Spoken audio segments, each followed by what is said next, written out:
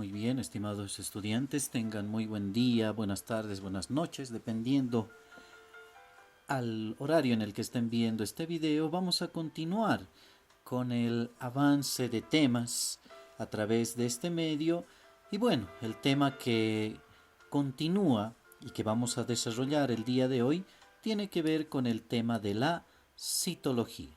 Espero que pongan atención y que bueno, vayamos viendo todo lo referente al estudio de la citología. En primer lugar, debemos saber y conocer qué es la citología. Y la definición nos indica que la citología es una parte dentro de la anatomía que se va a encargar justamente del estudio de este organismo autónomo que tienen todos los seres vivos en su estructura, que es justamente el estudio de la célula. Obviamente la citología hará ese estudio desde el punto de vista morfológico, estructural, funcional y genético. No olvidemos, la citología es el estudio de la célula. Antes de ingresar de lleno al estudio de la célula, es importante conocer un poco de la historia de la célula. Aquí estamos viendo que en 1665 Robert Hooke va a ser uno de los primeros que a través del microscopio observa tejidos vegetales y a la primera vista que él tiene los va a denominar celdillas. En 1671 Grau va a cambiarles de nombre y les va a denominar vesículas. En 1768 Malpighi vuelve a realizar observaciones y los va a denominar utrículos. En la actualidad, a esos organismos, a esas estructuras que tenemos, tanto animales, vegetales, microorganismos y seres humanos, se conoce con el nombre de células. El nombre de células deriva de su nombre inicial, que era celdas o celdillas. Eso como una breve historia de la célula. Algo que no debemos olvidar. ¿Qué es la célula? ¿Cómo se define la célula? Cuando nace esta pregunta, lo que nosotros debemos de tener en cuenta es que la célula se va a definir como la unidad anatómica, fisiológica y genética de los seres vivos. ¿Por qué recibe esa definición?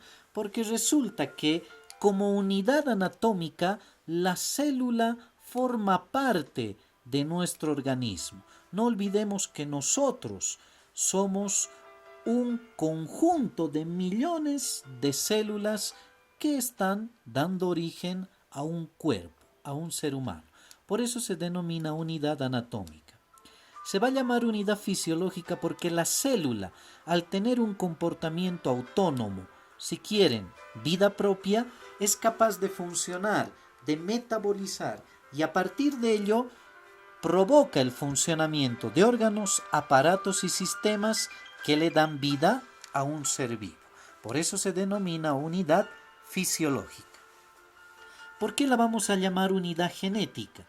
Porque la célula en su interior, concretamente en el núcleo, va a resguardar una de las moléculas muy importantes para los seres vivos, el ADN.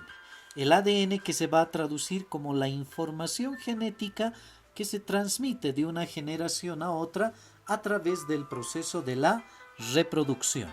No olvidemos, la célula se define como la unidad anatómica, fisiológica y genética de los seres vivos. Todas las células, sean animales, vegetales, humanas, van a tener diversas características, entre las cuales podemos resaltar estas 6 que tenemos aquí: la forma, el tamaño, el número, color, el movimiento y la alimentación celular. Reitero, todas ellas son características de las células. Vamos a comenzar con la forma de las células. Resulta que las células, a través de su proceso vital, va a tener 2 estructuras, 2 tipos de formas. Una forma originaria, que es una forma inicial, donde generalmente todas las células bebés, por llamarlas así, tienen una forma esférica. Pero a medida que van madurando y van desarrollando, van a obtener su forma definitiva. La forma definitiva está estrechamente relacionada con la función que vaya a cumplir esa célula. Por ejemplo, tenemos células estriadas, como la de los músculos, células estrelladas, como la neurona, tenemos células discoidales, como los glóbulos rojos, tenemos células con flagelo, como los espermatozoides. Reitero, la forma de las células varía desde su estado inicial, que es esférico, hasta su forma definitiva, donde obtiene la forma según la función que va a cumplir. Otra característica de las células es su tamaño. Una gran mayoría de las células son organismos microscópicos, vale decir que no se pueden ver a simple vista. Y ahí tenemos, por ejemplo, el caso de amebas, bacterias, células sanguíneas, células corporales. En algunos animales se ha podido encontrar células de gran tamaño, por ejemplo, una neurona en una jirafa puede llegar a medir de entre 1 a 10 metros de longitud. Un huevo también se considera una célula, pero no tanto así porque un huevo no tiene una capacidad autónoma, pero sí es una célula que nosotros la podemos ver. En el ser humano tenemos estas dos células destinadas al proceso de la reproducción, el espermatozoide y el óvulo. El óvulo, dicho de paso, es una de las células visibles, mide aproximadamente 200 micras y se puede ver a simple vista. Es semejante a la cabeza de un alfiler. Otra característica tenemos el número de las células. Resulta que cuando hablamos de la cantidad de células, esta va a variar de acuerdo al ser vivo al que pertenece. Por eso hablamos de seres unicelulares, que están formados por una sola célula en su estructura, y organismos pluricelulares, que pueden contener billones, millones, trillones de células, de acuerdo al tamaño del organismo. Si queremos hablar del ser humano, tranquilamente podemos acudir a este dato. En el ser humano encontramos aproximadamente 30 billones de células. Y algo que nos parece muy interesante es que de estas 30 billones de células, el 84% está formado por eritrocitos, vale decir, por glóbulos rojos.